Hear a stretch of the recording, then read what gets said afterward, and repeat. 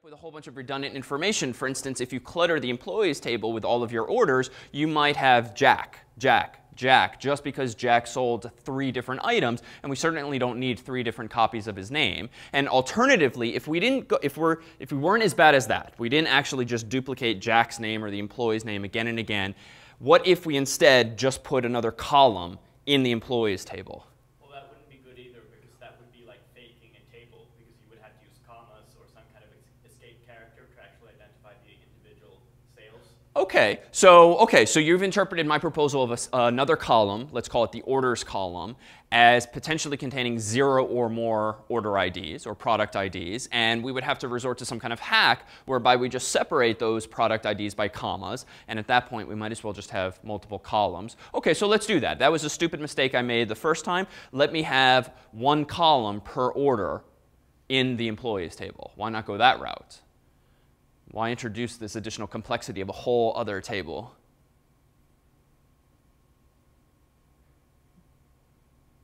Let me play naive for a moment. So what would I name this column? I'm going to call it order 1. What would I name the second column? Order 2. What do I name the third column? Order 3. Now start to find fault with my proposal. Jack. Well, so you have one employee that sells, let's say, 300 items. OK. And another who sells maybe 2 or 3. OK. First of all, now you have 300 columns in your Good.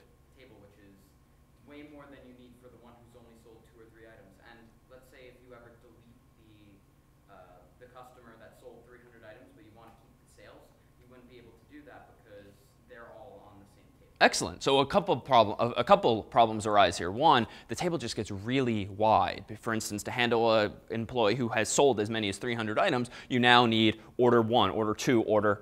order 300, which literally means 300 columns. But remember, this is a spreadsheet of sorts. It has rows and columns, and it has the same number of columns for every one of the rows. So now, just because you have a really good salesperson, he or she has 300 orders to his or her name, but suppose the norm is far fewer than that, or you have a guy who's not doing so well and he only has 2 orders to his name, well, you're wasting, it seems, a huge amount of space. Even if you've not filled in the blanks, there's definitely some overhead involved in having all of these columns there for all of the rows. So you just have this very ragged edge to your table whereby it might be 300 orders long, it might be 2 orders long, but this doesn't feel like the best design. And moreover, as Jack points out, if you delete or fire an employee, you're going to lose in this model all of his or her order numbers, which doesn't seem ideal. Now we can mitigate that one by, instead of deleting the employee, we could just have another field that's called terminated. And it's 1 if yes or 0 if no. So that might mitigate that. But still, this doesn't feel like the cleanest design. So where we ended up on Monday was pretty good. So the W3 schools table still had some other faults with it. But at least this factoring out of orders and having it as a distinct table from employees was a good thing, because we can always recover the relationships by doing joins, whether implicitly or explicitly. So what was the analog now for Project 1? Even though you probably haven't really dived into it yet, Project 1 involves stocks and portfolios and users and so forth. So what's the similarity there with this project?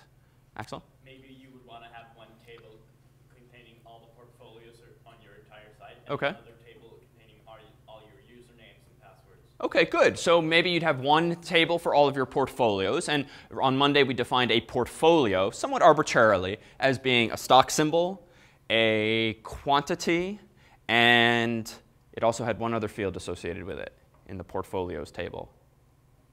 Stock symbol, quantity, and Sales price? Could have sales price if we wanted to remember that information. But we crucially need one other field in this portfolios table. Yeah? How much money no, wait. Sorry, no. OK. Retracted. So I've got my users table. Now I've got my portfolios table. And at the moment, my portfolios table only has quantity and symbol. You would need to write which user actually has bought those stocks. Exactly. We need the user ID. We need some kind of identification for the user so that we know who owns 4 shares of Goog in the case of a Google stock. Now, we could store price if we did care about that history, and that's ultimately up to you. The spec, recall, allows you to simplify and allows a user to sell all of his or her shares, not just individual ones. So you don't really have to know exactly which of your shares you're selling, but that could be a compelling feature. Now, in terms of this user ID, let's go there. In the users table, we presumably have a username, which might as well be email address. Password or a hash thereof. Shouldn't be storing clear text passwords, even though we did initially for John Harvard. What else? What should the primary key be in the users table for project 1? And again, don't take this as law. Just different designs are possible. But what could be? Yeah. A unique identifier. OK, unique identifier. I propose email address. Like it or hate it? Oh, do you like it or hate it? OK, so you see, OK, so you kind of like it. Email address. Who dislikes email address as the unique identifier, as the primary key for my users table? Ben? It seems easier just to use a number.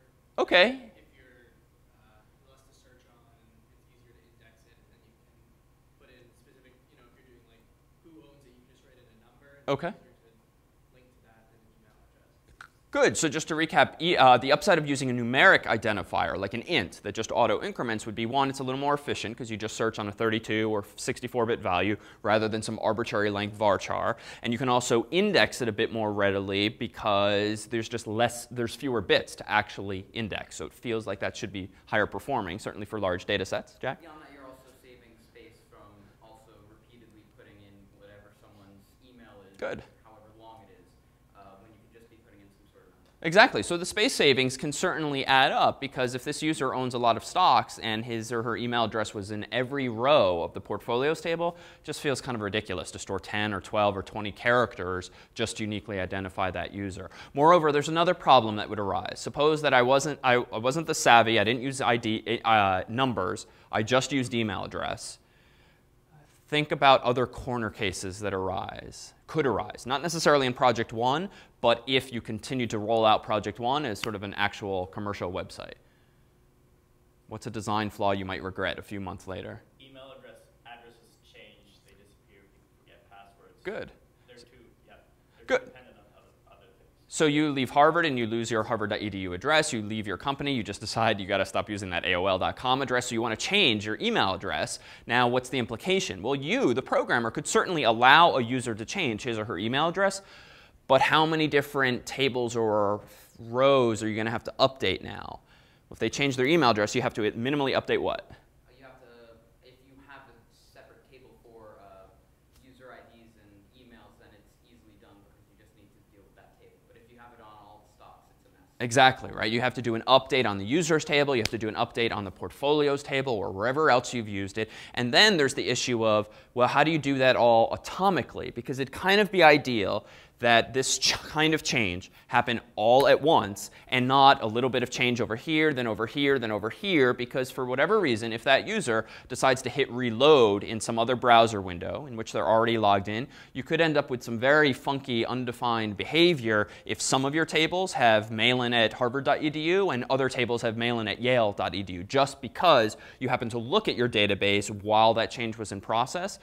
Jack? And beyond that, if you do have some sort of make it an atomic process so it does it all at once, you're going to shut down the using the SQL database for all the other users who want to use it at that moment. Well, good. So if you resort to lock specifically, and you're using my ISAM tables, which was one of the formats that you can have for a table, then you would indeed have to lock out other users. In this case, you could use InnoDB, which now is in fact the default, and transactions would not be as would not have the same impact on users. So we can at least mitigate that. But there's then at least the additional complexity of just updating all of these darn tables just because you made a foolish design decision up front. So realize that when I say there's many different ways of doing these things, it's fine if you still, for this project, for instance, want to use email address as your identifier, but you're going to have to justify that to us. For instance, in the README that you were asked for Project 0 and also now for Project 1, you're invited to explain your various design decisions. So if you feel strongly about something, that's fine. But what we're really looking for when evaluating projects is, did you give it the thought and did you make a judgment call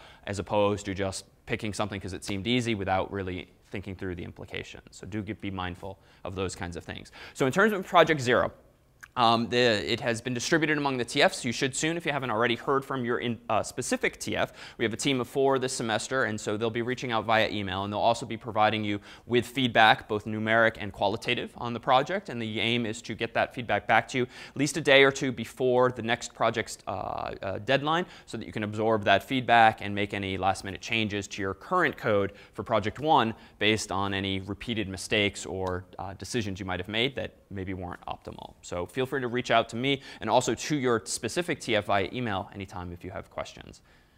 All right, so without further ado, we move on to things more client-side. So whereas thus far we've looked at XML, and we've looked at SQL, and we've looked at PHP. All of that stuff thus far has been server-side. And so we're at the sort of midpoint of the course now where we transition to things more client-side, where we don't do away with all of our server-side capabilities, but we start focusing more on writing code that is going to execute in the confines of the browser. So JavaScript is an interpreted language, just like PHP.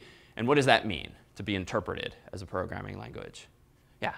It's read line by line when it's run, as opposed to being compiled when it's translated into machine code. Exactly. So there's no step, as there is with some languages like C or C++ or even Java, where you have to compile your code from source code into some other representation, often zeros and ones. With JavaScript, as with PHP, you just write it, and then you hit reload on your browser, or you hit run on the server. You do some execution of a command that just starts to interpret that file line by line. The upside of this is that there is, quite simply, no compilation process. It's just a little more interactive in terms of the programming. But the downside is some degree of performance. And so on the PHP side, and we'll talk about this in our scalability lecture, there are ways of mitigating that cost of interpreting the same darn PHP file again and again. You can do what's called cache the opcodes, which is a fancy way of saying that the PHP interpreter can save the results of its first interpretation so that the second and third and fourth interpretations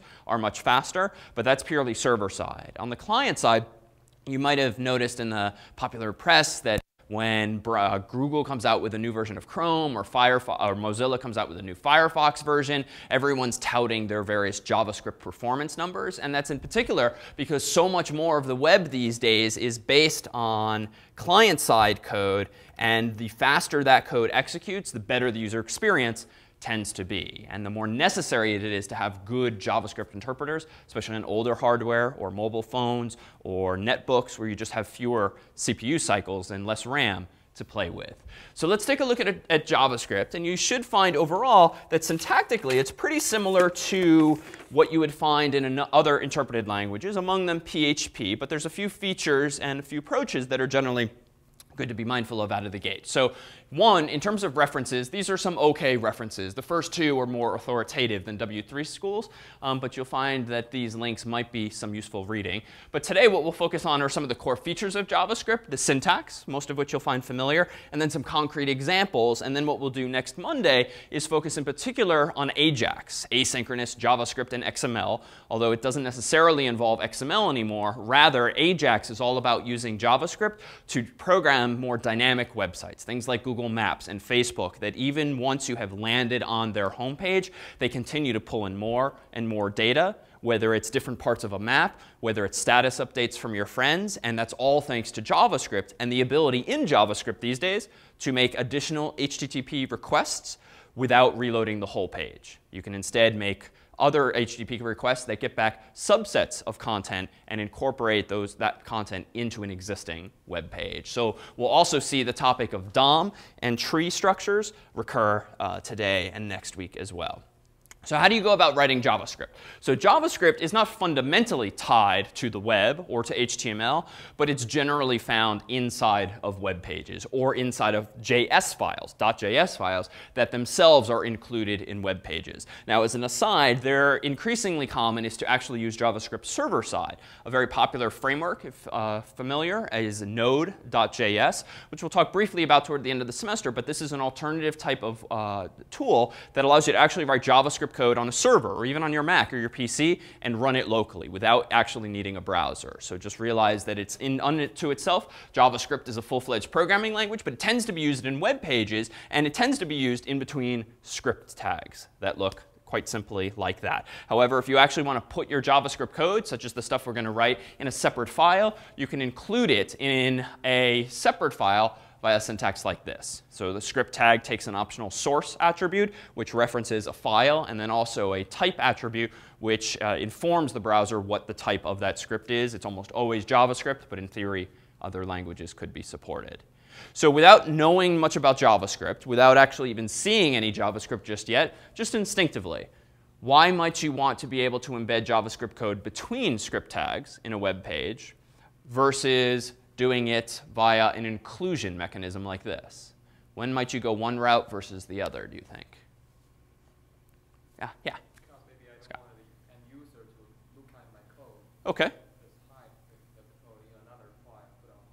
OK, so we can raise the bar to the user seeing my code by putting it in a secondary file rather than in my .html file or my .php. Because JavaScript is an interpreted client-side language when used in the web, the reality is we can still see file.js. It's just not going to be in the body of the main web page. But for instance, if we use Chrome or IE's or Firefox's inspector, that's a little debugging window at the bottom, we can absolutely still see the contents of my JavaScript file. So it raises the bar a little bit, but not fundamentally.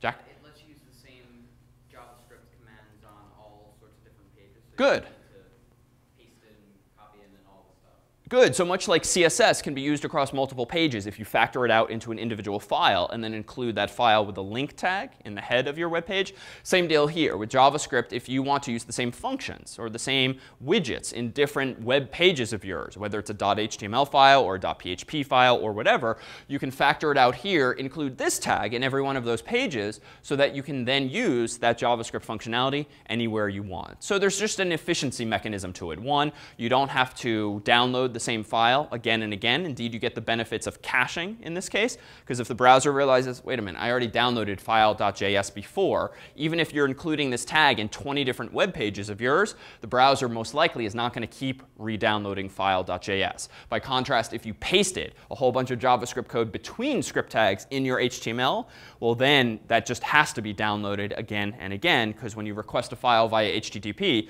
you really get the whole thing typically. You don't get everything but the part of it that you downloaded before. So there's that mechanism. And then there's just the design opportunity, whereby you don't have to commingle it with your aesthetic markup, your HTML. You can really relegate your logic to a separate file, and it lends itself, therefore, to better design, certainly for complex projects. So initially, we'll start by just embedding everything in our HTML files, because one, we don't care yet about performance, because these are going to be tiny little scripts at first. Two, it's a little bit easier to read pedagogically if it's all in the same file. But as soon as we get to the point of doing more powerful things with JavaScript, it'll make sense to adopt this model here. All right. So here is JavaScript in list format. These aren't all the keywords, but I tossed these up here in bullet form, really just to convey the message that JavaScript is quite similar to most of the languages with which you're probably already familiar. So not just PHP, but whatever languages you've used before coming into the class. You have break statements to break out of things like loops or switches. You have do while. You have for loops. You have while loops and the like. You have the return statements, switches, throw, try, and catch, which relate to exception handling, which we talked briefly about on Monday and also is quite popular in Java. Var for variable we'll see is a little bit different from PHP, where we sometimes want to declare explicitly that something's a variable before using it. And functions actually going to be quite powerful. One of the most powerful and useful features of JavaScript is that it supports anonymous functions, and in turn things called closures, which for now are going to let us do some fairly sophisticated things like passing functions around as arguments and not just passing variables around as arguments. So this is quite a fancy feature that's now present in PHP and other languages, but it's quite a very common paradigm in JavaScript. All right, so some basic syntax. In JavaScript, to declare an array, call it A, you can do syntax as simple as this. Var, which means give me a variable. A, which means here's the name of the variable, equals open square bracket, close square bracket, semicolon. That's it. So this returns to you an empty array. These arrays in JavaScript are only numerically indexed. So whereas in PHP, we saw associative arrays, and you could use an array by way of indexing and with numbers, Or you could use actual keywords, like the superglobals get and post and session and cookie are all associative arrays. In JavaScript, arrays are by definition numerically indexed. So for now, if I want to add things to an array in JavaScript, I can do this in a few different ways. I can do a bracket 0 gets quote unquote foo. Totally arbitrary example, but it just shows the syntax. If your array is called a and you want to get at location 0, even if nothing is there yet, you just go ahead and say gets equals quote unquote bar, a foo in this case, or a number, whatever value you want to store there. Same deal for bracket 1 and bracket 2.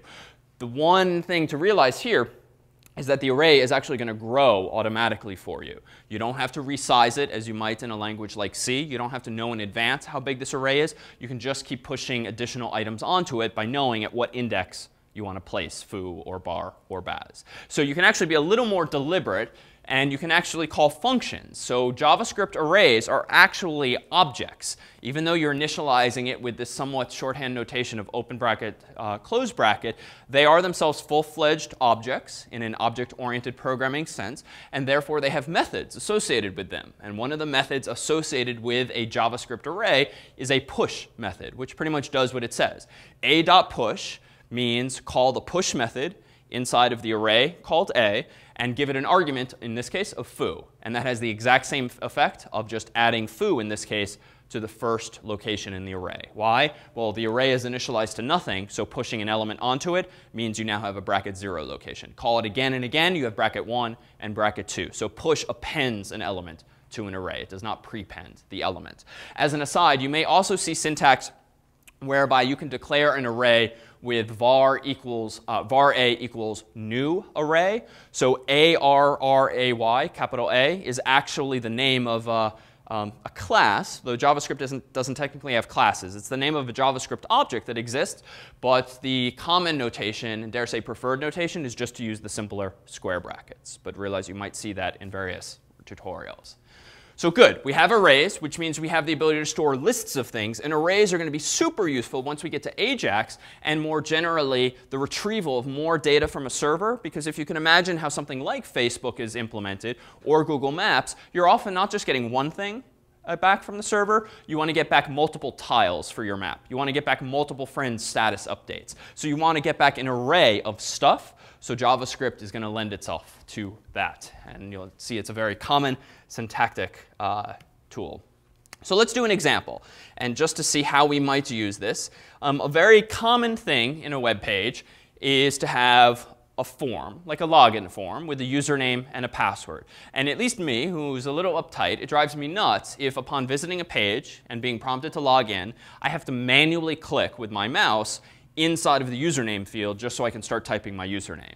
Right? This is completely unnecessary. But if you think about it, any of the forms you've implemented thus far without using JavaScript code do not automatically give focus to any given field. You have a text field, and however many more you've declared in your HTML. But if you want to start typing stuff into those text fields, you have to click with your mouse, just like we did for the past couple of weeks when we've been doing form examples in order to start typing.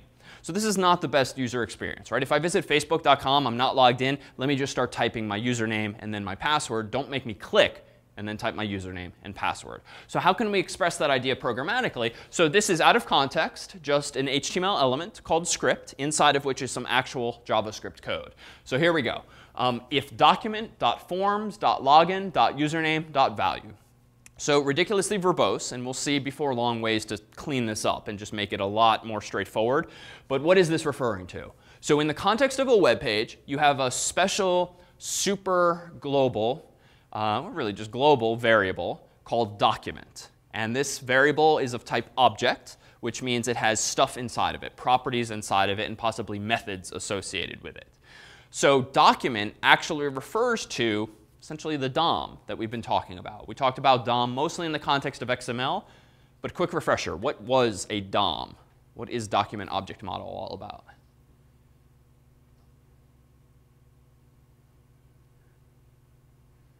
DOM, yeah? Well, it's like the structure of the document. Okay, it refers to the structure of a document. It was a tree structure, recall. In fact, we drew a tree in picture form on a slide that represented a snippet of XML. So DOM is a way of modeling hierarchical data, for instance, XML or HTML, in a tree structure. And the root of that DOM is generally called the document node. It was capital D the last time we talked about it. Here it's lowercase d, but it's the same thing. So when you're writing JavaScript code inside of a web page, inside of a whole bunch of HTML, you can access that tree structure programmatically by saying document. And document dot means go inside of this object and access some property inside of it. So for those unfamiliar with object-oriented programming, though most of you would be from prior experience, realize that object-oriented programming is about having data structures in memory, generally called objects. And objects can have both data and methods associated with them, or properties and methods associated with them. So in the case thus far with document, it turns out there is a property called forms. Forms happens to be a collection of all of the forms in that document. And there might be 0 forms, there might be 10 forms. It totally depends on how many form tags are in that document. So document.forms.login specifically means get me the form whose name is login among all of the forms in the current page, whether there's one or more. Document.forms.login.username. Take a guess here. What is username referring to in the context of this story thus far? Axel? Well, the input field with the ID username inside that form. Good. So in this case, it's referring to the input called username. Happens to be name as opposed to ID in this case. Username field in the form whose name is login in the collection of forms inside of the DOM. So there's a hierarchy to these dots. Just like in XPath and in the simple XML API, there was this notion of stepping or the arrow notation that said go deeper, go deeper, go deeper. Same idea here. Document is the sort of the highest level object you have access to. Document.forms dives in a little deeper. Document.forms.login a little deeper. And .username even deeper. Now, username really refers to the node in the tree that's of type input. So think about how you would make a login form. You've got at least 2 input HTML elements, username and a password one. So username is now referring to a rectangle in DOM, in a rectangle in the sense that that's how we drew it on the screen the other day. So .value is actually referring to its string value, whatever text is actually in that text field. So let's see this in the context of some actual HTML. Let me go over to the appliance and let me open up a file called form1.html. And let me skip the JavaScript code for a moment and focus only on this. So I propose this as one of the simplest possible login screens we could have. And I have a few things going on here. 1, I have a form.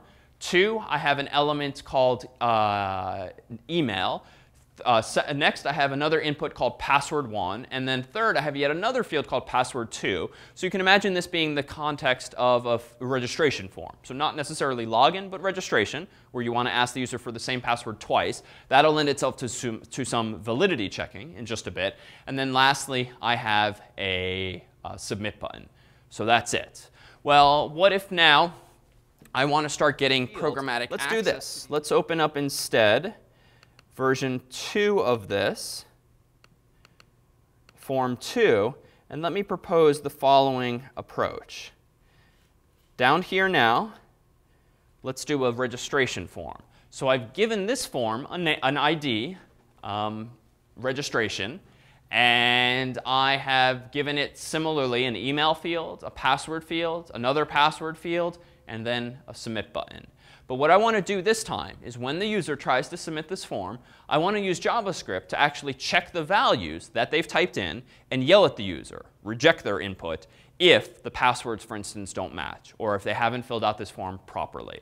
So we could do this in PHP. Think back a few lectures now where we had those various login examples. And if the user did not give me a username or a password, we would reject their input. And we would check for that server side by checking the value of $_post. So we can already check the validity of a user submission server side. So what's the point of even doing form checking or validity checking client side with JavaScript today? Well, we can check without even having to reload the page or deal with anything on the server. It can Exactly. So with JavaScript now, with client-side code, we can check whether the form has been filled out correctly immediately client-side without even talking to the server. And to be more clear, like what is really the value of doing that? Yeah. Well, speed and efficiency, you're not sending any, in this case, useless data to the server for validation and then receiving it again. Exactly. Really, it boils down to performance. With JavaScript, on really any computer, any phone these days, it can execute so quickly that you pretty much get immediate feedback for the user, which means they see whatever problems they've created right away. Moreover, you're just not adding extra load to the server for really no good reason. So you can reduce load on the server, which can potentially help with scalability if it has to do less per a given unit of time. So a couple of advantages here. So let's take a look at this form in the browser before teasing apart how we can impose this kind of error checking. So here's the original form. Very simple, very ugly, but it has my email field, password again field, and then I also decided I'm going to throw in a terms and condition checkbox, because this really lends itself now to did the user do everything we wanted them to do? And very common certainly on web pages today. But notice if I don't do anything here except type in mail-in, but that's not even a valid email address, a password, I'm going to type in whatever, and then this time it's definitely not going to match because it's only one character, and I'm not going to check this. When I submit version 1 of this form, which recall had no JavaScript, just the HTML, here's all that happens on the server. I have submitted to a file on the server called what, apparently? Yeah. Process.php, which clearly does not much at all. All it does is apparently call the printr function in PHP, the recursive print function, just because I needed a quick and dirty tool to see what was actually sent to the server. In this case, that's what I just typed in on my keyboard. Notice that the checkbox value was not even sent because it wasn't checked. But the takeaway here is that I could check on the server whether or not the user cooperated. Did they give me a syntactically valid email address? Did they give me 2 passwords that match? Did they check the box? All of those things I can check server side, quite like I did a few lectures ago with checking if John Harvard gave me the right username and password. So all of that you can sort of do already in PHP. But let's do it better, or at least more rapidly, in JavaScript. So now let me go back here to version 2 of form. And let me not cooperate this time, too. Let me type in a whole bunch of nonsense, not check the box, and click Submit. And this time, what I want to see is an error message. So this is sort of like a poor man's approach to error checking, where I'm just using the JavaScript alert function. Those of you who've been using the web for some time will remember these used to be the scourge of the internet, whereby you'd visit some website that had spam or wanted you to click links and whatnot, and you would just get peppered with all of these pop-ups. So not the best approach yet, but very easy way of signaling to the user that an error happened. So we can improve upon this eventually. What's the error? You must provide the same password twice. So that came from me, it turns out. So let's take a look at the JavaScript code that underlies this particular error checking. Let me go ahead and open this up. Let me use a different color background here. We're going to go ahead and open up form2.html. And I'll zoom in here. So here again is the HTML. Here's the form in question. Let me scroll over to the right deliberately. What is new or different about this version of the form than last time? Yeah, Axel. You intercept the submit and run the function validate on submit, which means that the submission to the PHP is not really done until that function is returned true. Exactly. So in this case, I have on submit, which is a new HTML attribute. And it is attached, if we scrolled back to the left, to the form element. And in this case, I've said form, then ID, and then method, and all that other stuff. On submit equals quote unquote something. Well, what is the value of this on submit attribute? Well, it's meant to be actual programming code, either the name of the function that I want to call, or a string of JavaScript that I want to execute and return some value. So I've literally said return validate, open paren, close paren, semicolon. And we've not written much JavaScript yet, but validate is apparently the name of a function. And open paren, close paren means it takes no arguments. Semicolon means that's the end of the line, though it's not strictly necessary. And return means do something with this value. And indeed, the way the onSubmit handler is defined, if I were to read the documentation, is that if the code between quotes returns true, submit the form to the server as usual. If the code between quotes returns false, don't submit the form at all. So here seems to be a mechanism that Jack proposed being more efficient. We can yell at the user right away and give feedback by returning false and maybe triggering an error message. But if everything looks good, we just return true, and the user doesn't even know we validated their submission. So it's a nice transparent way of doing something and then maybe intercepting the form submission. So where is this validate function defined? It doesn't come with JavaScript. I had to write it myself. So let's scroll up to the top here. So here's my script tag. And notice below the script tag, I have my validate function. And here's how you define a function in JavaScript. Inside that script tag, I have function, validate, open paren, close paren, which does what you would expect. In fact, the syntax is pretty much identical to PHP. The only difference is involving how you declare arguments, or at least default arguments and the like. So function validate means here comes a function called validate. All right, so now I'm using my verbose syntax for now. If document.forms.registration.email.value equals quote unquote, then I'm going to yell at the user with an alert function, which comes with JavaScript. I did not write that one. What it does is it triggers that pop-up with the message inside of it. And its argument is, you must provide an email address. And then I return false. So we didn't see this one. But under what circumstances would I have been yelled at with, you must provide an email address?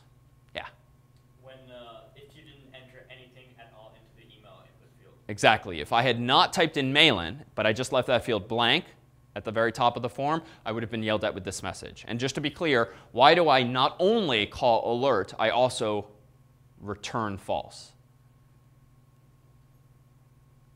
Isaac? Well, if you didn't,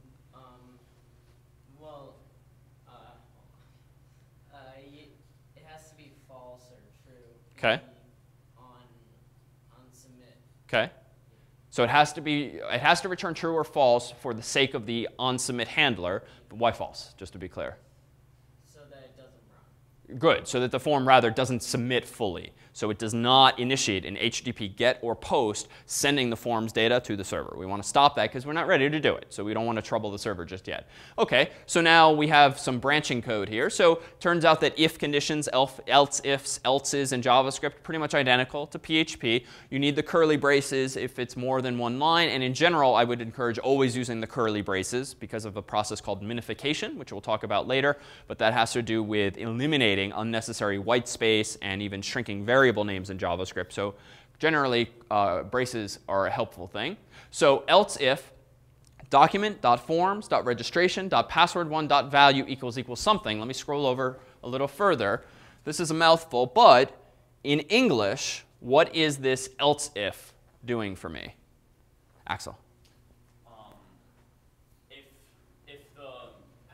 If the first password field is empty as well, it's going to do everything inside the else if, and it's going to alert us and then return false to the submit. Exactly. So just like before, if the user has left this field blank, in this case the field is password1, and its value is quote unquote, that is they typed nothing there, then I'm going to yell at them, you must provide a password, and also return false. Now realize if the user had not left it completely blank, but they typed in a space bar character, would this return false at this point? Yes or no? Jack? No, because it's not no. Exactly. Because obviously a space is not equal to quote unquote with nothing between the quotes. It's quote space unquote. This if condition would not catch that, and so we would not declare the user's input is invalid yet. So already, hopefully, you should be thinking, well, there's ways of making this better, right? If the user hits space or space space space or space space space just to circumvent my form validation, I should certainly be able to detect that too. And it turns out there's functions in JavaScript, or I could write a function in JavaScript that lets me trim the user's input. I could trim leading white space. I could trim trailing white space. And that just means throw it away so that even if the user's trying to be difficult or annoying by just hitting the space bar to get through my stupid prompts, I can still catch at least those scenarios. To be clear, though, I'm not doing anything like checking the length of the password yet. I'm not checking whether it has enough alphabetical characters, numeric characters, punctuation characters. There's no like security checking here of the quality of the password. We're just seeing if the user gave us anything whatsoever. What about the third branch here? So else if document.forms.registration.password1.value is not equal to document.forms.registration.password2.value, then yell at the user as well. And before I spoil the answer, in English, what should the error message probably be? What have they failed to do properly here? Yeah. Exactly. We need to yell something like, you need to enter the same password twice, because the logic I just checked was, did password 1's value equal password 2's value? If not, they screwed up again, and they typed the wrong thing twice. So if you've ever been on a website that does exactly that kind of check, this is similar to the kind of code that they're writing. Theirs is probably a little more compact. We're doing it the very pedantic way just for now, but the functionality is the same as you would find on a typical website. What's this last block doing? You must agree to our terms and conditions. Why does the code in that, how does the code in that branch work, apparently? Yeah? Well, it looks for a dot checked on agreement, which is probably the checkbox. Good. And the exclamation mark in the beginning of it says if it's not checked. So then you run the alert. Exactly. It turns out, and this is where DOM again is useful, there's different types of nodes, different types of objects when you parse a big HTML file. And an input type, an input tag whose type is text, has things like a dot value property. By contrast, something like a checkbox is generally useful because it has a dot checked property that is true if it's checked, that's false if it's not. So by saying if bang document.forms.registration.agreement.checked, by saying that syntax, I'm saying if it is not checked, by inverting the Boolean value, then yell at the user accordingly as well. But if they pass the first and the second and the third and the fourth if condition successfully, and we have not yelled nor returned false yet, what do I do by default? I return true at the very bottom of the code because they didn't screw up. They typed in everything I wanted them to. Now, they didn't necessarily give me a valid email address. They didn't necessarily give me a password that's anything more than a spacebar character. But we've at least raised the bar to just the user rapidly clicking submit and wasting the server's time. We could start to make these more sophisticated, and we will. But for now, that is one of the easiest mechanisms whereby we can introduce some JavaScript code to the site and do something useful for the user's sake. All right, any questions, syntactically or otherwise? No? All right, well, let's take a quick look at form3.html. Actually, let's skip form 3. That one's kind of boring. No, we can show it. It's just not that interesting. So in form 3, it turns out there's this keyword in JavaScript, which actually isn't used all that often because there's cleaner ways still to do this. But realize the with keyword simply says assume the following prefix for any variables in the block of code that's to follow, so that I can just say something like email.value, password1.value, and so forth. But again, this is not an oft-used feature, but it's one step toward making what are right now fairly ridiculously long expressions a little more manageable. So just FYI there. All right, but let's look at form 4, which looks a little something like this.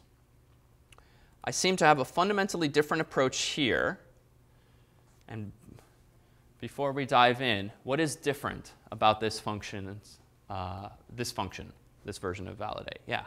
Well, it takes an argument that you call f, which is probably going to be everything before, like document.form and everything.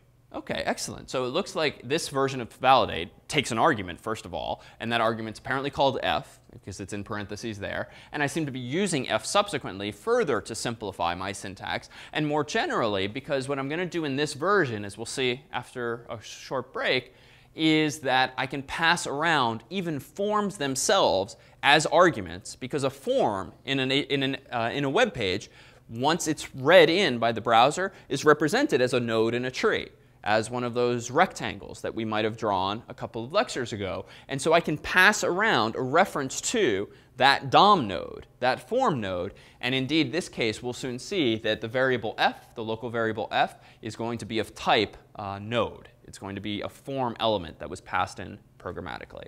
Why don't we go ahead here and take our 5-minute break. And when we return, we'll see exactly how we did this and what more we can do with objects from DOMs. All right, so the most recent cliffhanger with how does this version 4 actually work? We're passing this thing called f around. So let's first look at how this function is being called. And notice at the bottom of the form that our HTML is almost the same as last time, except one attribute's value has changed, which is obviously what? Yeah, Axel.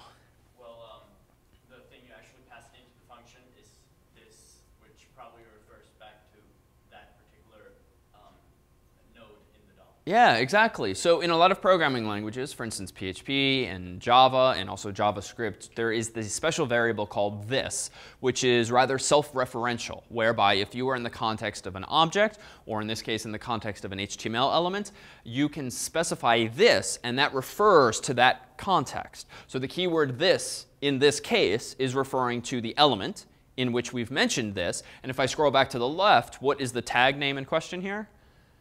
This is the form tag. Open bracket form, action, method, and name, and on submit. And there's the beginning of this. So we have this way now in code to refer to the HTML element that we know eventually will be accessible via that DOM object, that document object. All right, so return validate this. Now let's look at what the implication is of this calling convention. So if I scroll back up to the top, where my validate function is defined. Recall, this is where we left off a moment ago. And the validate function takes an argument f, arbitrarily called f. I could have called it foo, bar, or baz. But thereafter, I can specify f.email.value, f.password1.value, and so forth. So 1, my syntax has gotten a little simpler, which is nice. 2, I now have the beginnings of more reusable code. I now have a validate function that, in theory, could validate any form object that has these particular fields of email and password1 and password2. So I've begun to at least start factoring out what could be some common functionality. And 3, it really demonstrates, hopefully, that via the this keyword, we now can bridge the gap between HTML, which is really just markup, and programming code. And the middleman between those two worlds is this DOM, because the DOM is the result of having parsed an HTML file and built up in memory, in RAM, this tree structure, which JavaScript can then traverse. All right, so the rest of this code is identical. But any questions on this or the passing thereof? All right, so let's take a look at version 5 here, which is now starting to give us a more interesting UI. Let me zoom in on the left portion of this form. And does anything look new here?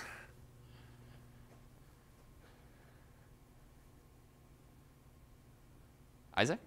Well, there's disabled. Yeah, so disabled is something that's a little new here. And there's a couple of ways of writing this. The way I've written it looks a little silly these days, but was in vogue when XHTML was being popularized. So could just say disabled with HTML5. But disabled equals disabled simply says that this element, as you might have guessed, should be disabled.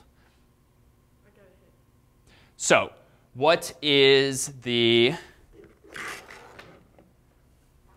so what's the implication of disabling something like a button? What is this actually going to do? Yeah, Axel? OK, good. So when you check this, let me go up to this in a browser now. So this is not form. This is now form 5. Notice that it's a little subtle here.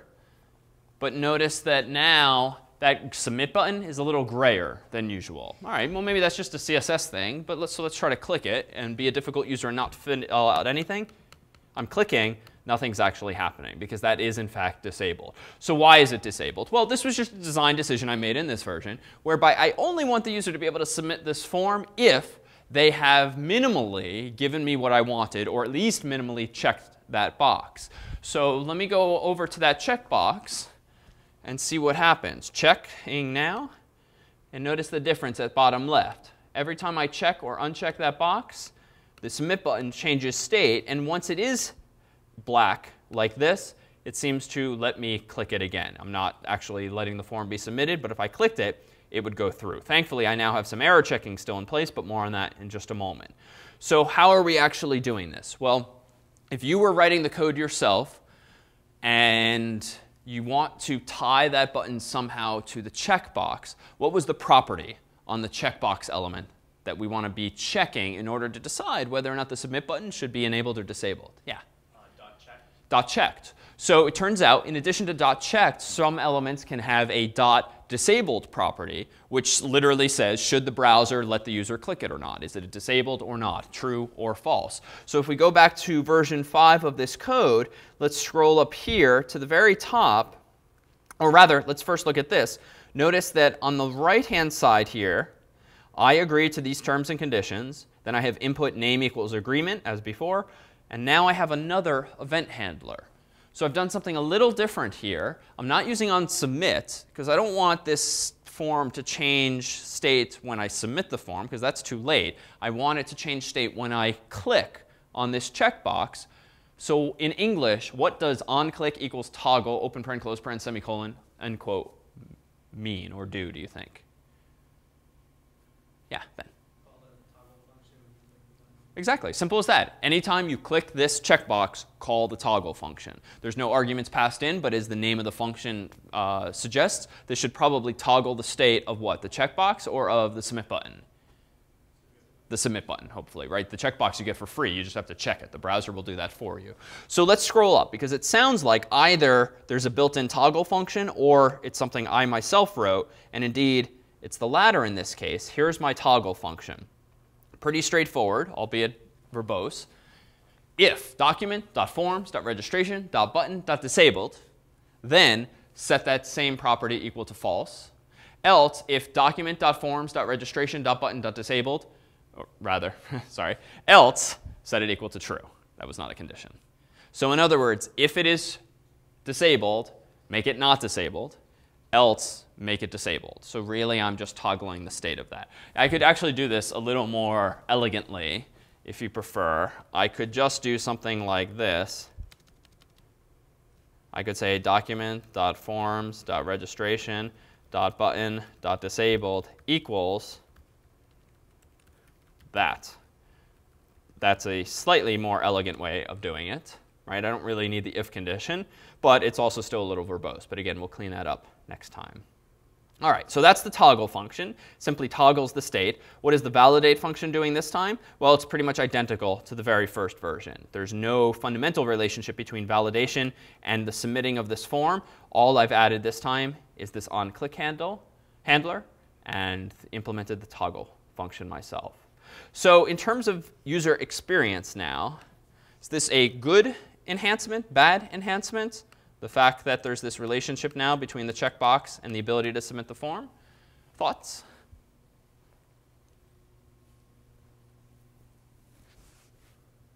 Yeah?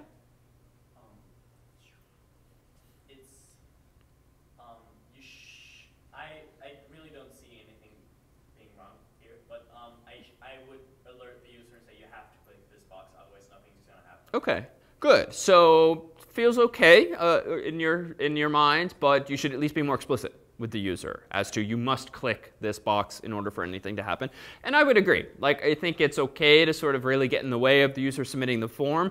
But frankly, I can think of a lot of family friends of mine who would not know what the heck is going on here, because it's not obvious that there's this linkage between that checkbox and the submit button, right? It frankly might be reasonable instead to just let the button always be enabled, but allow the user to click it and then be yelled at, informing them at that point you must agree to the terms and conditions, especially in terms of accessibility. Folks who might have to use screen readers or the like for reasons of blindness. Like disabling things on a web page that a user, whether blind or not blind, expects to work is generally not the best practice, even though this is not an uncommon paradigm. So in short, at least some more explicitness would go a long way. Yeah? If you don't even want to enable it, can you put some sort of on-click thing so that if it's disabled and someone clicks it, it warns them that they need to check off? So absolutely. We could still listen for clicks. So that's a good question. Let's try this, because I feel like one or more browsers might actually disable event handlers if it's disabled. But let's see. Let's try this. So let's go ahead in here and add, I'll zoom in, onClick equals alert testing 1, 2, 3.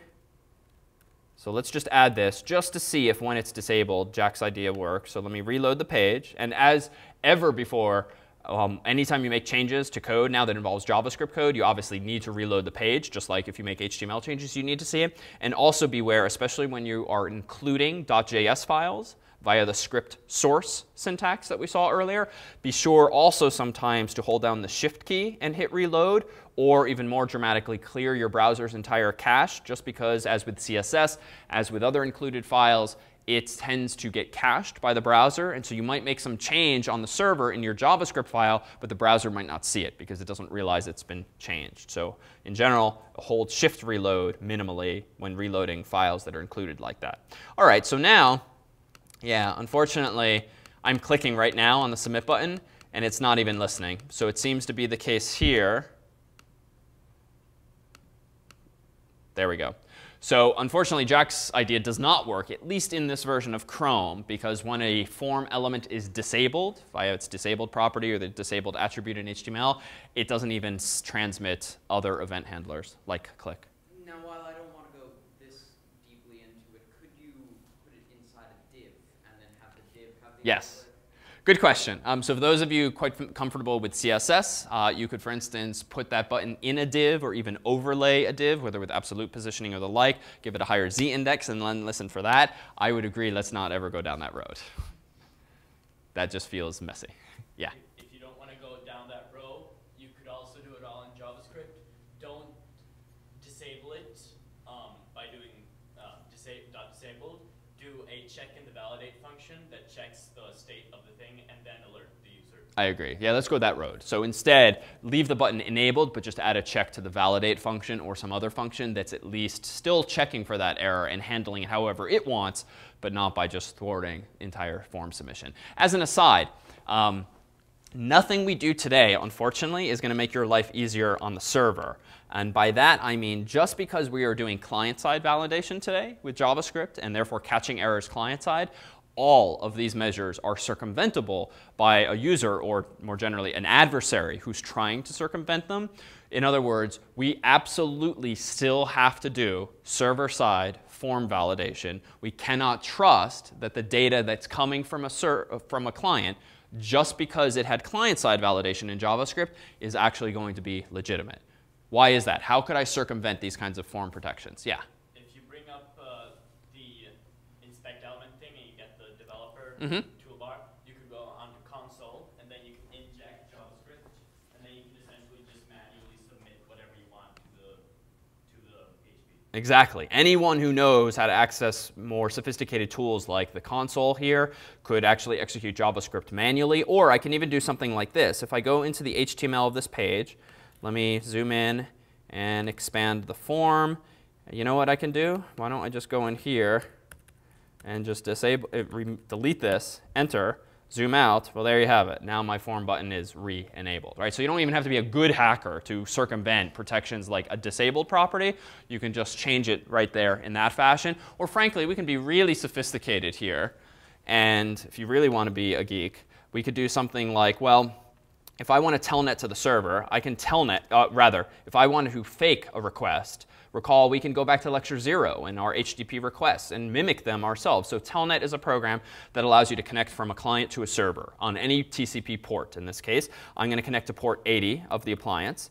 Now notice I've connected to 127.0.0.1, and indeed that's the so-called loopback address. However, I could do this to Google, but rather I'm going to do this. So I'm going to say rather post to, oh no, we're using get today. So we're going to use get/process.php version 1.1 of HTTP.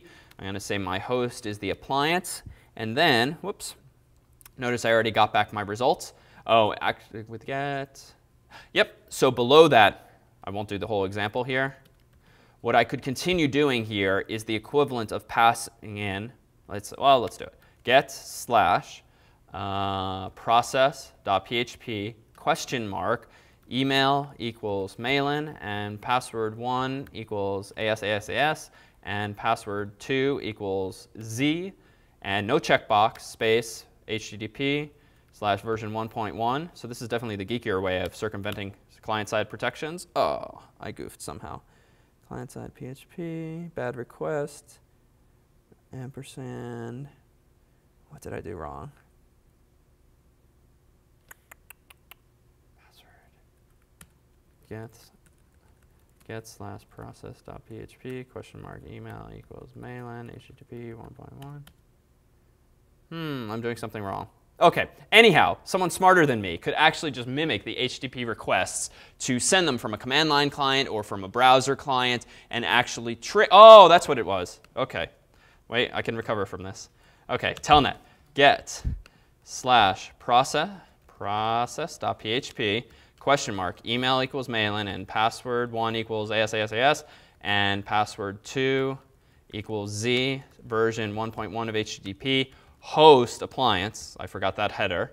Enter, enter. OK, now I got back at 200. And now look at what I sent to the server. So in other words, if your client doesn't even support JavaScript, as my black and white window does not, well, then you can completely circumvent those protections as well anyway. All right. So in short, JavaScript, good, useful, but it is not a security mechanism. It is really about user experience and decreasing server load at best. All right. So what other kinds of functionality and event handlers do we have access to here? Well, so recall that we started here. Turns out we can do a little better in terms of functionality. So it turns out that, like PHP, JavaScript supports a feature called regular expressions via an object called regex. So there's some more documentation here, but this is representative of a type of object that comes built into JavaScript. We talked briefly about one already, arrays, and we'll see others. Strings we've seen or we've used thus far, but regular expression as well is a class in JavaScript, or rather an object in JavaScript that allows us to pattern match on various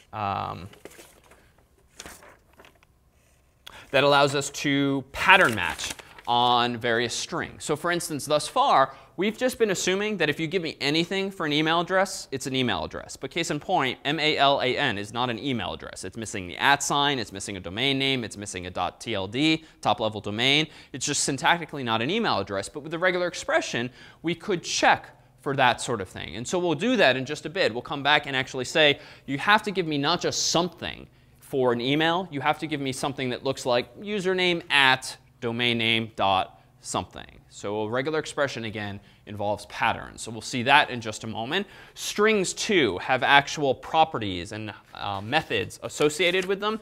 And we'll see that functionality before long. And just to give you a sense of the global objects that exist in JavaScript, we have, again, arrays, but there's also dates, functions that we've started to use. There's actually a math object that has things like rounding and ceiling and floor and related functionality that's just generally useful to have. Numbers and strings themselves are objects. So in short, JavaScript is very much about this paradigm of objects having properties and methods, as we've begun to see. In terms of objects, what is an object? An object is just a container for key value pairs. It really boils down to something as simple as that. You can think of it as a hash table. You can think of it as a hash map. You can think of it as an associative array. These all have slight differences in terms of implementation. But the end result is that an object in JavaScript is a collection of key value pairs. They're generally separated by colons, as we'll see in just a moment. But that's just how do you create an object in JavaScript? It's as easy as creating an array in JavaScript. In this case, I have a variable called obj to connote object, and equals open curly brace, close curly brace, semicolon. That gives me an empty collection of key value pairs. So there's no keys, there's no values yet. It's like an empty superglobal. It's like an empty associative array in PHP. How do you assign things to an object? You have two syntaxes available to you. You can say object.key equals value, and that will create a key called key and a value of value. Or you can use PHP-style notation using square brackets and quotes, whereby you index into the object at that key, K-E-Y in this arbitrary case, and then assign it a value. So the upside of the first approach, object.key, is simplicity. It's just very readable, and we've been using it all day long so far. Document.forms, .registration, .email1, .value. Been doing that the whole time. However, we could have used the square bracket notation. It just wouldn't have read as cleanly. And moreover, if you ever have keys that have funky characters in them, like spaces or the like, using the quoted notation with square brackets allows you to access those keys. You can't use the dot notation for more complex looking keys. In general, though, it's probably best to avoid anything complex in terms of a key.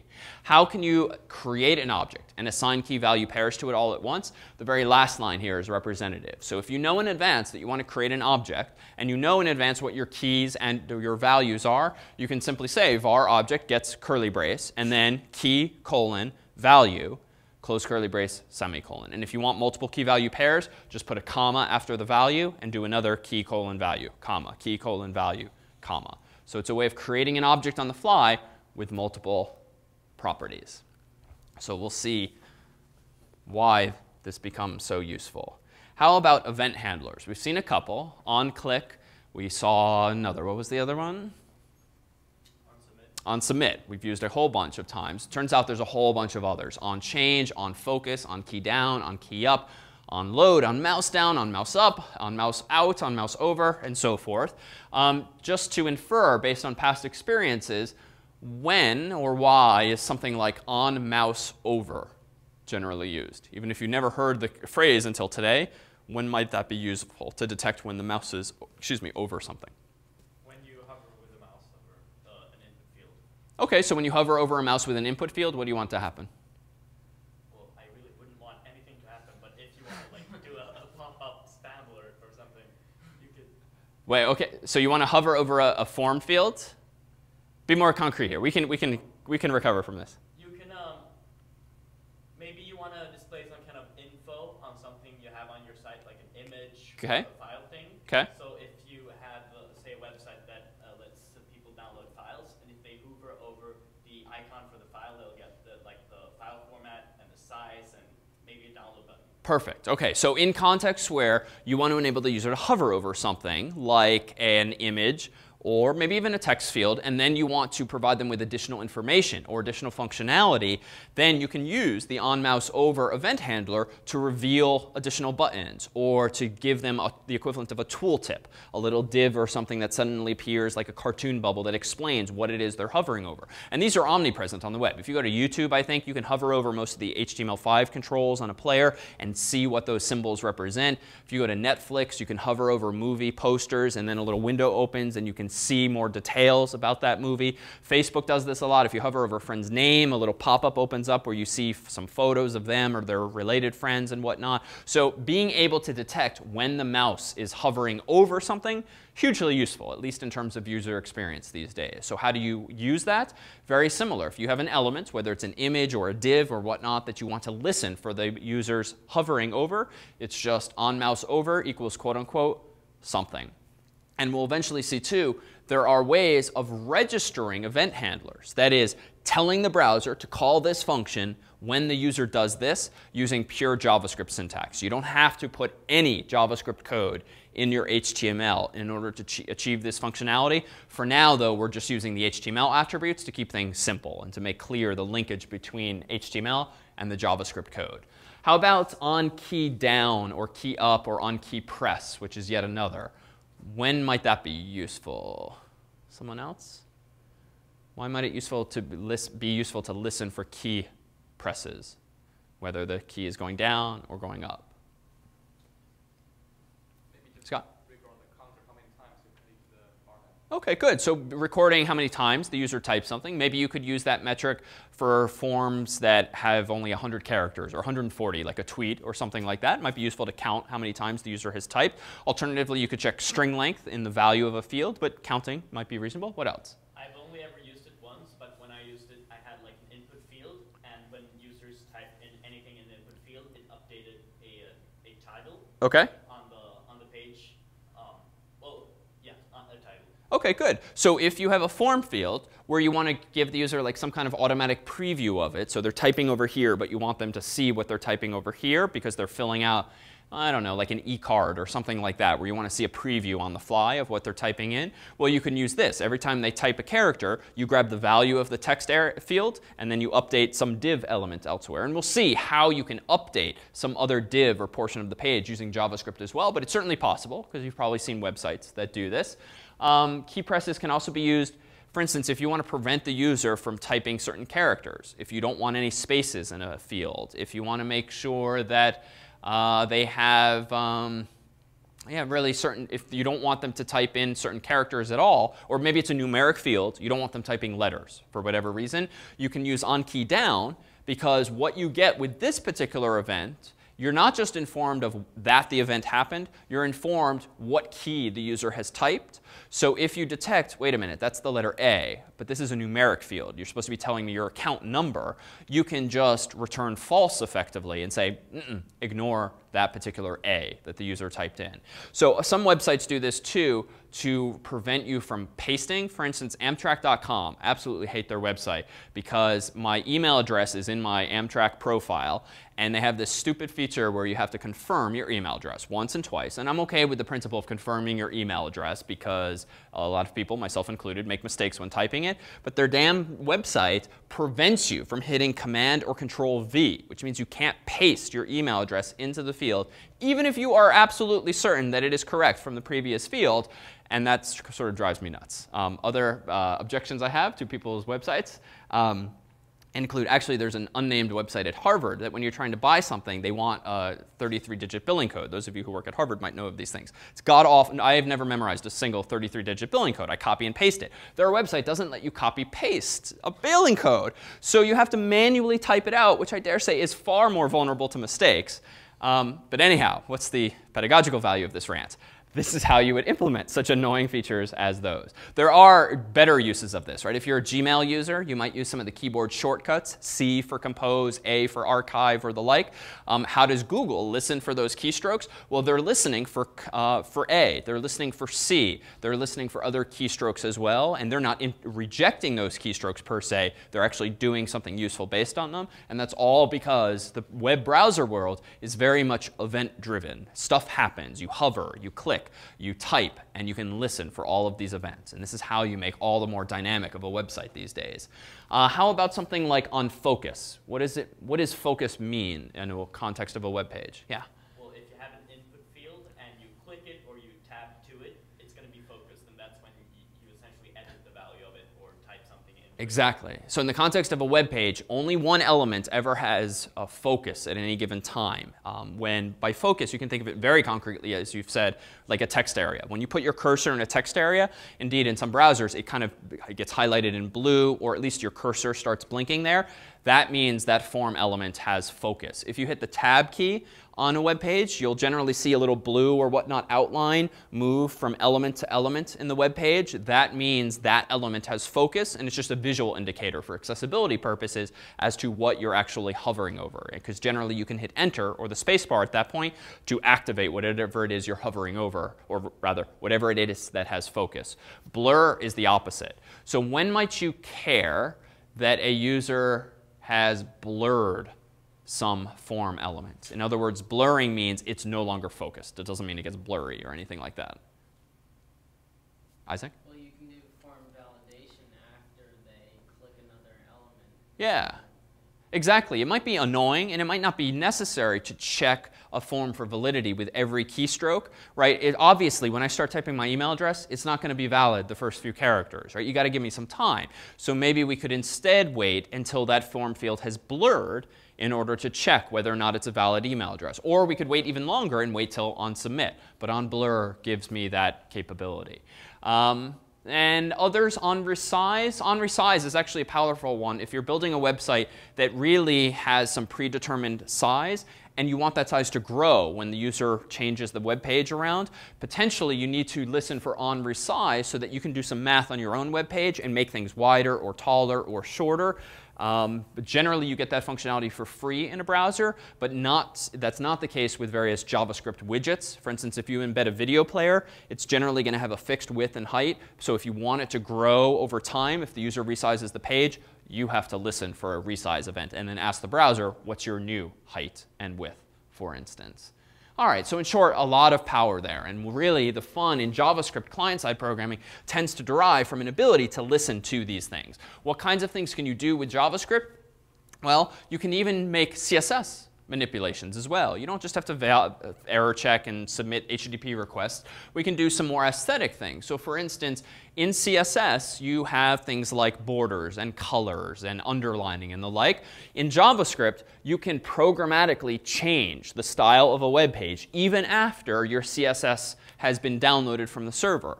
So for instance, if you think of, try to think of a website where you filled out a form, and not only have you gotten some kind of error message if you filled it out incorrectly, sometimes the website will highlight in red all of the form fields that you got wrong, or green, all of the ones that you got right. That's actually using CSS. And what that website's JavaScript code is doing is if it determines that this form field was inputted incorrectly, it essentially adds a class a CSS class to that input element that gives it a red border. Or it literally updates the style attribute of that input element and says border colon 1 pixel red solid.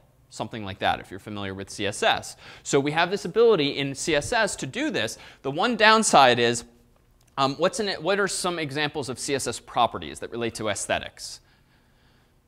What, rattle off a few. Yeah. Border style. Border hyphen style. What else? That's actually a really good one. Yeah. Radius. OK, radius for like curves around edges. Sure. Yeah. Color. Color. Good. Give me some multiple word ones. Like border style. Yeah. This doesn't have to do with border, but text decoration. Good. Text decoration, font family, line height. There's a whole bunch of properties in CSS that have hyphens because they're multiple words. Well, guess what a hyphen represents in a programming language like JavaScript? Yeah. It might be the same thing as doing the dot when we went through the tree. Not quite the same as the dot. It's actually more mundane than that. The hyphen represents subtraction, like the minus sign, like subtract this variable from this variable, line minus height. So the whole world gets screwed up now that no one really thought this through when they invented CSS. So the reason for this funky looking URL is that there is a mapping between CSS properties and JavaScript properties, so that, for instance, border, what would you say, border style, border hyphen style in CSS becomes border capital S style in CSS. So you eliminate the hyphen and you capitalize, you camel case the rest of the words in the string. So this URL has a whole list of those mappings. But again, the heuristic is as simple as that. Remove the hyphen and capitalize each of the subsequent, but not the first words. So what's the implication of this? Well, I argue that some of you are too young to remember, but years ago there was a blink tag in HTML. And the blink tag in HTML did exactly that. It was one of the most annoying features of like HTML 1.0 or 2.0, whatever it was. And you put a blink tag around a word, and it just does this. Even worse was the marquee tag, which had text going like this across your web page, like a movie banner. Right? The web looked awful in the 90s.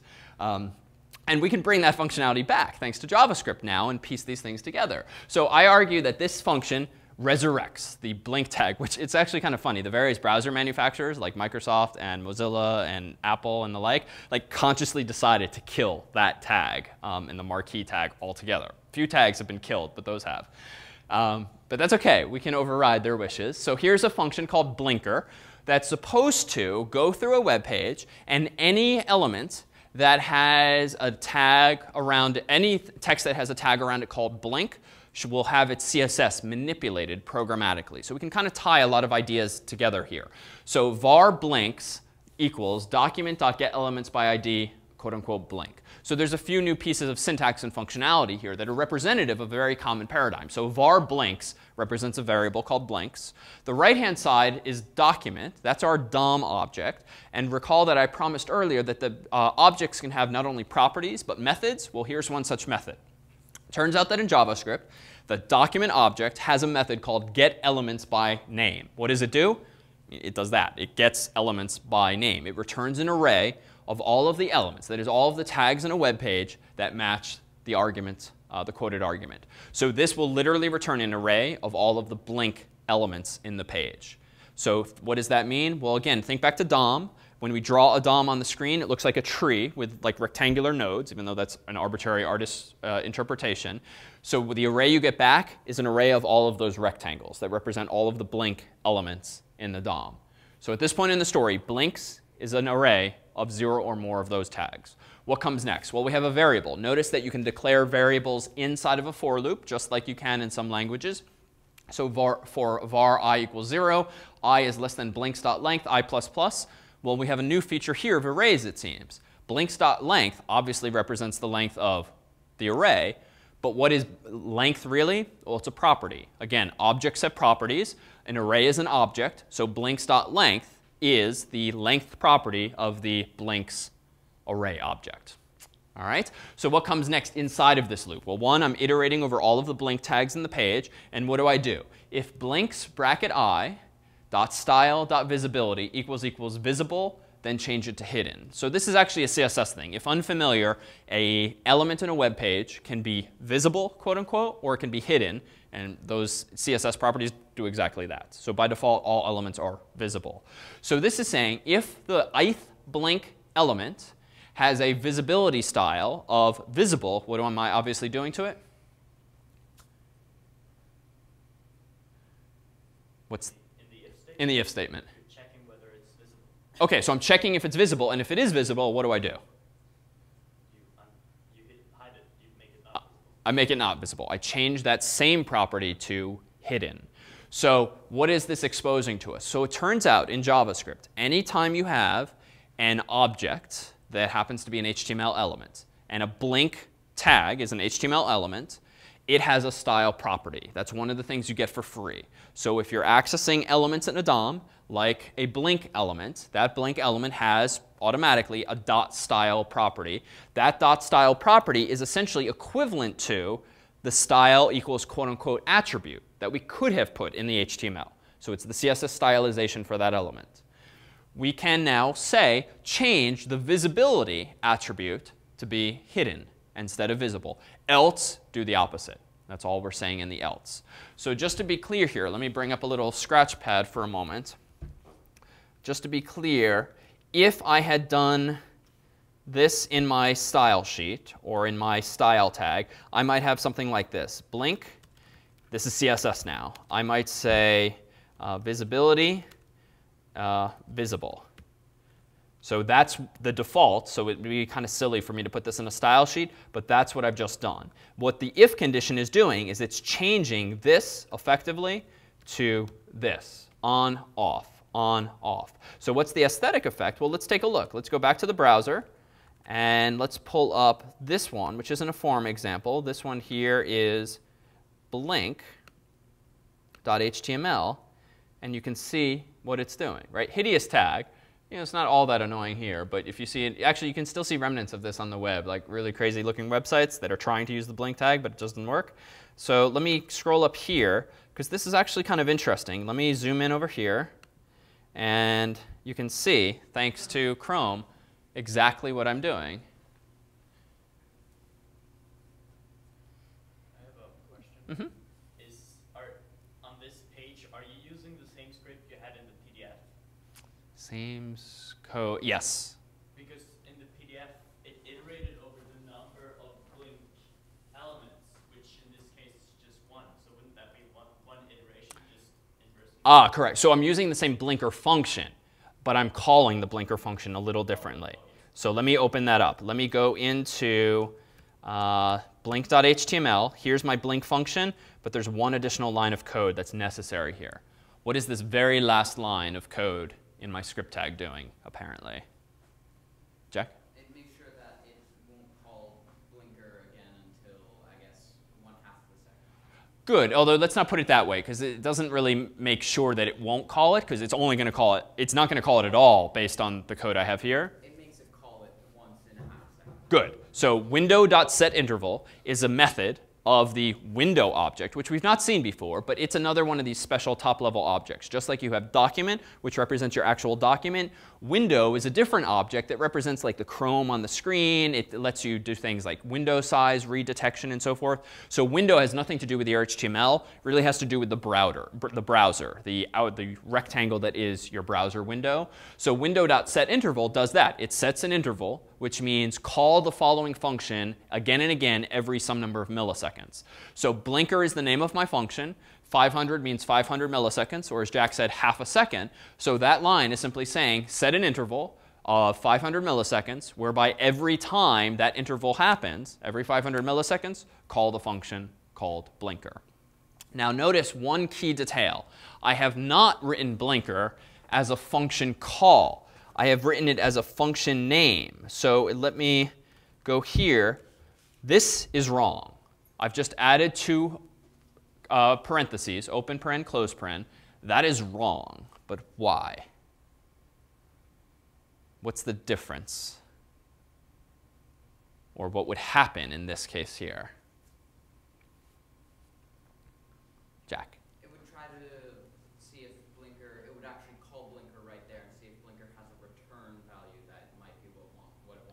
Exactly. So in this case, just like in all of the examples we've done thus far, blinker, open paren, close paren means call blinker, right? There's nothing fancy there.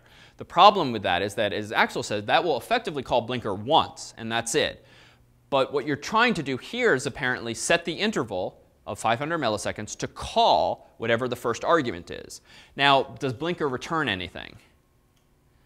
It actually doesn't return anything at all, which means you have nothing to call. When it returns, it's not returning a function, so nothing's actually going to happen on subsequent passes. So this is actually incorrect. By contrast, if I just say blinker without the parentheses, that means pass in a function pointer, so to speak. Pass in a reference to this function, because what the window.setInterval timer will do is add the parentheses effectively itself to call that function every few seconds.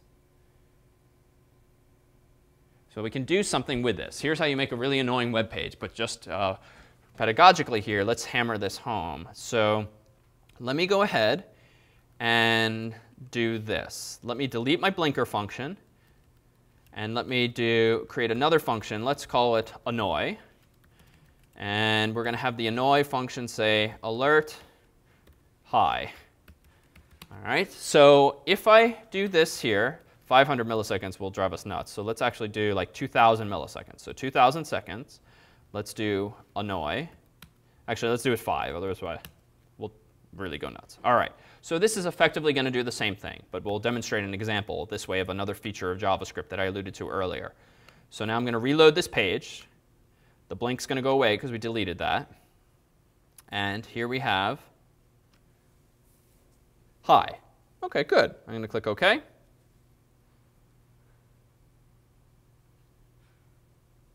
Hi. OK, I'll click OK. All right, we don't have to go through this forever, but this will go on forever. So that's fine. Actually, be careful doing things like this, because if you do it too fast, you have to like force quit the whole browser because you can't actually stop. Anyhow, let's go and rewrite this slightly differently. So this, oh my God. All right. So here, we can fix this. Let's comment this out. Let's go back here, reload. OK, so now that should stop. All right. So what don't I like about this? Well, one, the functionality is kind of annoying. But two, it's kind of stupid that I defined a function only so that I could reference it the next line down. Right? This is kind of a waste of your namespace, so to speak. In other words, if you're only going to write a function once and then call it in one place, it's not really fundamentally necessary to give it a name. Right? The only reason it has a name at the moment is because I want to define it up there and then call it down there. But what if I could do both of those at once, especially if this is a throwaway function that doesn't need to be called by anyone else or even by me anywhere else? So what if I instead do this? And the syntax is going to look a little weird for a moment. Let me do this. Instead of defining a function that way, let me get rid of its name, and let me say var annoy equals function semicolon. So what have I done here fundamentally? So the functionality now is still identical. It's just that now, rather than have defined the function called annoy with the previous syntax, this time I've said, give me a variable called annoy, coincidentally, and set it equal to a function. So this is where JavaScript starts to get a little powerful and a little different from some languages. You can have what are called anonymous functions, whereby you define a function, but you don't give it a name, but you can assign that function to a variable so that you can still call it. So at the end of the day, this is identical to what I just did. But the takeaway now is that JavaScript has a function called function whose return value is, if you will, a pointer to itself, is a reference to itself. More concretely, it's the address in memory of where that function lives, though that's kind of an overstatement. But in other words, it's some return value that will subsequently let you call that function or pass it around to be later called. So in other words, variable is still called annoy, but the type of that variable is not an int, it's not a float, it's not a string, it's of type function. So functions are, as they say, first-class objects in JavaScript, which means you can pass them around in memory just like you could a more typical variable like an int, a char, a float, a string, and so forth. So what's the next step here? Well, that would work, but this is still kind of silly. Now I have a variable called annoy that I'm only using once. Feels like I can do better. And I can. Let me adopt this same idea and rewrite setInterval as follows. I want to define an interval whereby every some number of seconds the following function is called.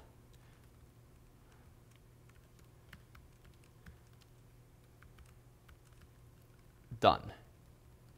So this is an incredibly common technique in JavaScript, whereby now I have truly defined an anonymous function, but that's fine because I have informed setInterval of the address of that function. Right? Because the function, sorry that's a little confusing, but the function returns effectively the address of the function that was just created. Doesn't have a name, but that doesn't matter because setInterval doesn't care what its name is. It only cares about that reference that can be passed around. Now, this is a little cryptic. It would have been nice if the interval, if the number came first, frankly, but whatever. Someone chose to put the number second, so I still need the comma. But notice how I wrote this all in one line. I don't even have to be that anal. I can instead put this over here. I can indent it. I can then put the curly brace on the previous line. So this is actually a very common way of seeing a function. If I really want, I could put this down here. But it's actually very common in JavaScript to put the curly braces on the same line as the function. So this actually looks a little cryptic, but it's just the natural progression of the various examples we did leading up to it. So in English, window.setInterval takes two arguments. One is an address of a function. The other is a number of milliseconds. Doesn't matter how we pass in that alert function, we can still pass it in. We can pass it in anonymously. So what we've just done is used an anonymous function, or something more fancifully called a lambda function, which is simply, in this case, a function that has no name. But it will still work. So let's try this. Let me go back, save this file, go back to the browser. And actually, let's do it, instead of every 5 seconds, let's do every 2. So that the story gets told a little more quickly. Hi. Hi. Hi. Browsers, thankfully, have gotten smarter, so let's ignore this one.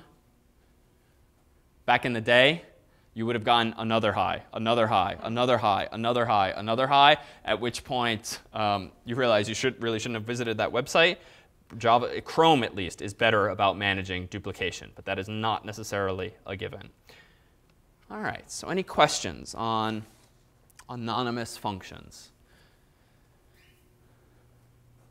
No? If you really want your mind to be blown, let me do one other thing. This is really just to show off and to get you thinking about more sophisticated syntax. Let me go ahead and get rid of the interval and just do var f gets function. And we'll do the alert thing like this. So this is similar to before. I'm not calling f yet. But if I wanted to, I could do this, f open bracket. All right, so let me go ahead here, go to my appliance, reload. Whoops. OK, reload. Oh, there it is. It happens immediately this time because there's no interval. There it is. Every time I reload, it starts. Hi, but it just happens once. So that's interesting. And if I really want to be fancy here, I can do this, just so you've seen this syntax. Because again, you'll see it in online tutorials, perhaps. If you have a function like this, you can actually wrap it in parentheses, and then put the trailing parentheses like this. So what is this going to do? And let's change the text just so you believe me that we're actually making some changes here. This is crazy looking syntax. And this is not representative of like JavaScript coding. Don't take this too much to heart. But what's this going to do, Axel? I think it's going to call itself.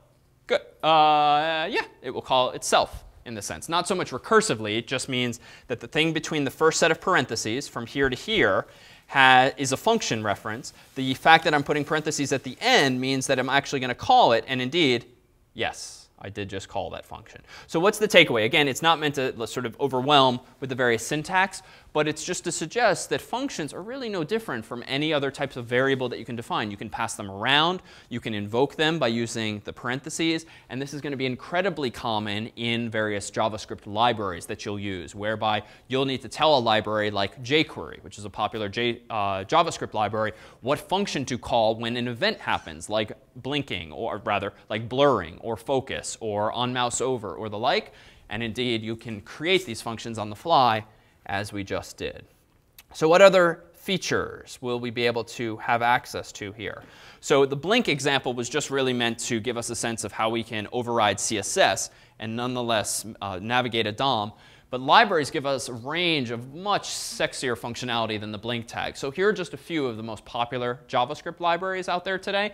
jQuery is probably the most popular JavaScript library. And frankly, most people these days almost equate the two. If you are a JavaScript programmer, you minimally know jQuery. And indeed, a lot of the syntax we use today is sort of dated in that you don't have to type out document.forms.registration. I mean, even I was getting bored saying phrases that were that long.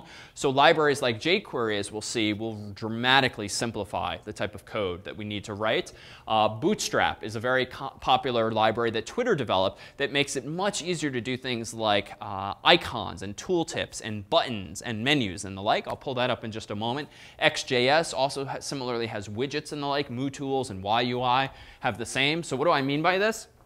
Well, if we go to Bootstrap, so let me search for Bootstrap CSS. Go to the first link there from Twitter. It's incredibly common these days to not reinvent the wheel yourself and implement every single little feature of your website. Implementing buttons is not a very interesting problem. It might have been once, but not to do it for every darn project that you write, or menus, or tooltips, or these things I rattled off earlier. So just to give you a sense of what Bootstrap comes with, you get a whole bunch of features. For instance, in Bootstrap, simply by downloading their JavaScript code, which is open source and available, you can, for instance, create a modal. A modal window is a blocking window that prevents the user from doing other stuff while it's open. Let me click Demo Modal. Something like this, where something drops down and then grays out the background. Notice here that I have a window over it. That's a modal. Well, I can open a modal in Bootstrap literally by just calling one line of code like this. We'll see more on this kind of syntax before long, but $sign tends to represent jQuery, and .modal here is a method associated with a div whose ID is myModal. But more on that to come. What else can you do with a library like this? And again, this is representative of all sorts of things. Let's scroll down to the next example. So things like this, little menus that you might want to hover over. This is all very doable using a combination of JavaScript and CSS. In fact, our simple blink example was a step toward using code to manipulate CSS and open things like menus and the like. But all of this can be done with a JavaScript library. So knowing how to call these functions gives you a whole bunch of functionality. Let me scroll down to, well, let's see, tabs are very common. So let me zoom in here. Implementing something like this is very easy with one of these JavaScript libraries. You simply have to configure it using code like this here in red and black. Let me scroll down further. Tooltips, so I alluded to these earlier, like in Netflix. Which event is this feature apparently using? Yeah, so this is probably the on-mouse over event, right? Because as soon as I move my mouse over what's probably a span tag or an anchor tag, something else is popping up on the screen. So that's possible here. This is another similar one where I get an even bigger box. This is even more Netflix style, where it's a whole window of text. In this case, it's a little boring, but since it's just black and white, but that's possible. Alerts. We don't have to use the browser-based alert. Indeed, the JavaScript alert function, generally don't use it. One, it looks different on all different browsers. And two, it usually says something stupid like the web page at CNN.com says. Like, it's just not very professional, typically using the built-in one. So it's fine for class and debugging and diagnostics. But something like this is a little, let's see, is a little more compelling. Popover. Oh, not popover, alert. Oh, this example's not working. That button should be clicking some. Oh, maybe it's because I already clicked it. No, let's see. OK, not working as I expected there for just a moment. And then you have these kinds of toggles. So in short, by understanding how you can manipulate things like objects and pass functions around and the like, it gives you access to such a broader range of functionality so that really your project 1 or project 2 can be all the more engaging as a result of being able to tie these various widgets together. All right, any questions on objects and libraries and the like? And again, we'll come back to things like that in the next project. All right, so then a word on some other features of JavaScript, especially as you look ahead to the remaining projects. So there's this notion in programming of static code analysis, a fancy way of saying checking your code for correctness, for syntactic validity and consistency with certain rules. When it comes time to actually write your own JavaScript code, realize that, and the emphasis, to be clear, of project 2 will be on JavaScript, realize that you can go to a website like this, jslint.com, paste in your JavaScript code, and it will look for common mistakes in your actual JavaScript code, much like the W3C's validator can do the same for HTML. So do take advantage, ultimately, of something like that. But I've alluded to this concept a couple of times, and it's an interesting one when it comes to security. You've probably gone to a website and seen crazy looking JavaScript code that, frankly, we can't read ourselves tonight, even though you pretty much have seen the basic syntax and fundamentals of JavaScript. Case in point, let's go to google.com. Let me view the page source here. And what does this now look like? We pulled this up a few weeks ago now. This is all JavaScript code, right? But frankly, I can't really make heads or tails of most of that code. Why? Well, Google has compressed it or minified it, as tends to be the buzzword, which means they've eliminated white space that doesn't need to be there. They have shortened variable names from something like foo to just f. In other words, they trim function names, and a whole bunch of other transformations. Why? Like, why has Google chosen to make their code so unreadable?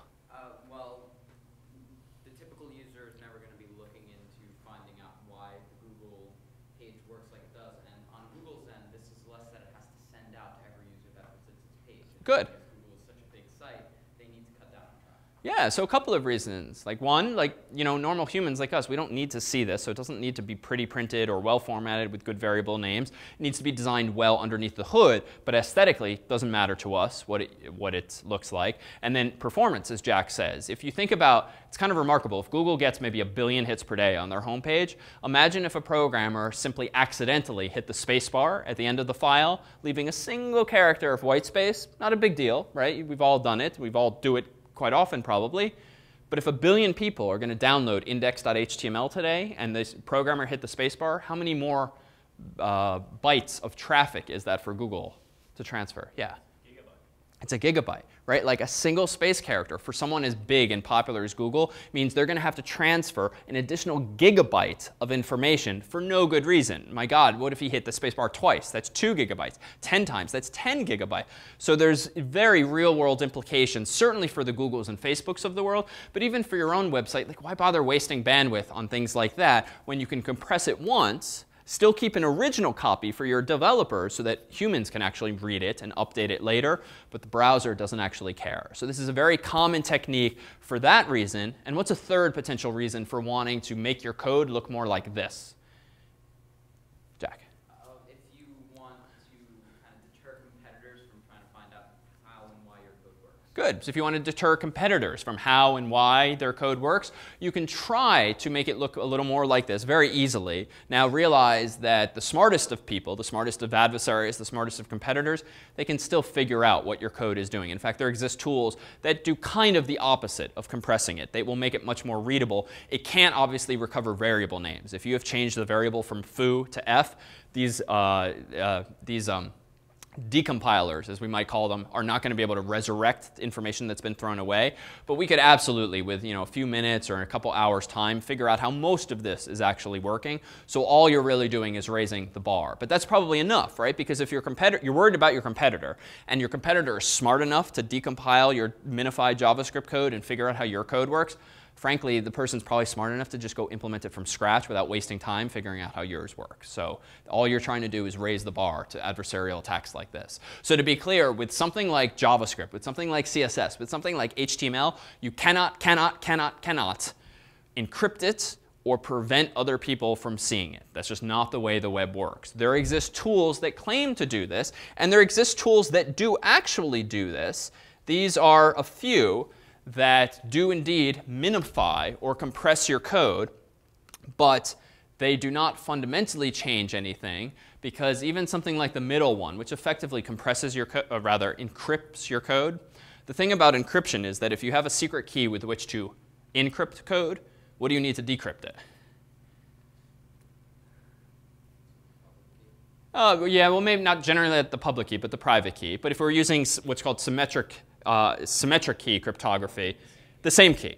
So how do some of these products that literally you can find being sold online to encrypt JavaScript, how do they work? Yes, they do encrypt your JavaScript code, but they also include in the encrypted file, guess what? The key.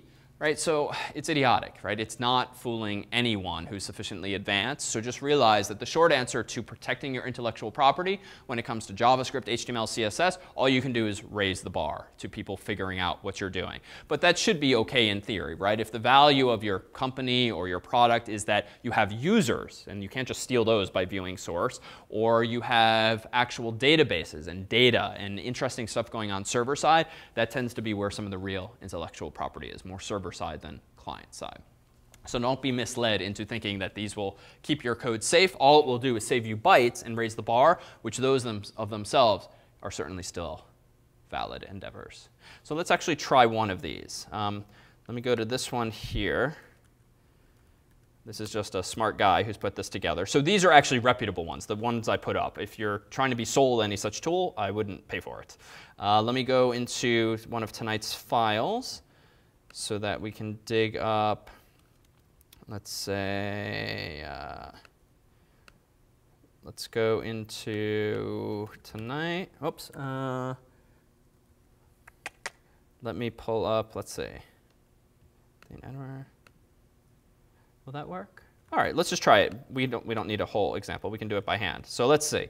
Var annoy gets function. Let's see if this works. Alert, hello, close brace, semicolon. OK, so here we go. We're on this packer site. I'm going to click pack. OK, so here's what I've just done to minify my code. You know, it's still quite readable, frankly. We could all probably figure out what this piece of code now does. But what did it obviously remove? OK, so white space is all it removed. I think this site has a few options here. Just to make this a little more interesting, we can shrink variables. So I've just checked the box at right that says shrink variables. Let's pack this again. No, that really didn't do anything this time. So let's do base62 in code. What does this do? OK, so this is what these sites tend to do when they claim they're encrypting your code. So this is the same thing. What is that doing? What does that program do? It prints hello, right? That's all it does. Now, all of this, though, can be reconstructed. And frankly, it's kind of a cute little use. So notice this guy has defined an anonymous function with the function keyword that takes 6 arguments, P, A, C, K, E, R, just because he's being clever with his name. What is he passing in? Well, if we actually parse this out, one of these arguments is apparently this variable expression E equals string. The next is this if condition. One of them is this split here, where clearly this is relevant to the original code. Again, all we have done is obfuscated the code, made it look complex. But at the end of the day, a smart adversary could just execute this function and see what the result is and piece it back together. Any questions? Oops, sorry. Oops, sorry. Off. Questions? All right, so let's go ahead and wrap there. Meyer's here for section, which will dive a bit deeper into JavaScript. Monday 2, we will introduce the server side of JavaScript, whereby we will actually have the ability to perform AJAX calls, additional HTTP requests that will allow us to get more data from the server and do all the fancier things while still using the same client-side technique to actually update and not just traverse the DOM and the local web page. So more on that to come. I'll stick around for one-on-one questions.